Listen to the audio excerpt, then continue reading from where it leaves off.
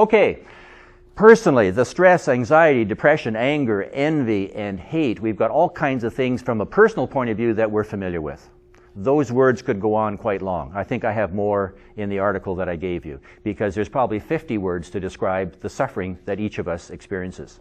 And if you want to recall our graphic, the Great Wheel of Life, you can look at, yourself and how you're functioning in terms of body, mind, and spirit, and that's your inner fitness. And then you can see how that translates in your life, as each of us does, because when you wake up in the morning, you're back in the real world. You're back in your car going to work, you're back in your car going to school, you're back in your car wherever you're going, because you got these ducks lined up.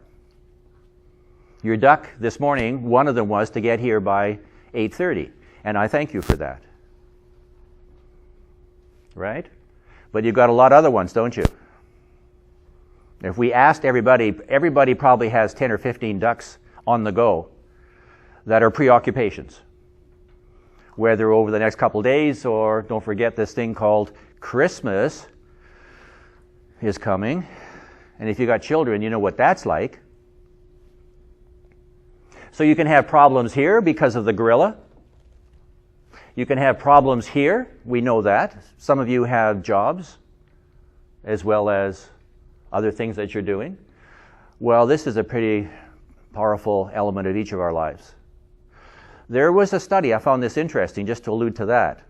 They say if you have just above average amount of money, that is the place where you have the least concerns about money. But if you have more than the average amount, then you're worried about having more and what to do with it. You're back in having problems.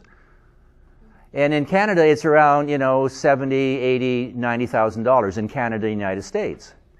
But if you're making $250,000, people know that, your wife knows that, your husband knows that, your kids know that, your relatives know that, and it's sort of, oh, gee, they're expecting me to do this for them and do that because they know you have the money. So now you got money problems.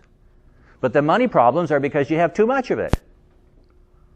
And that was another survey that I found was rather fascinating, right? Of course, if you don't have enough, whatever enough is for your family and your needs, etc., you're right back where, most of us are, is, gee, I wish I had a little bit more. I wish I had a little bit more. And so no matter whether you have too much or too little, you still got the same problem. And the problem is pain and suffering.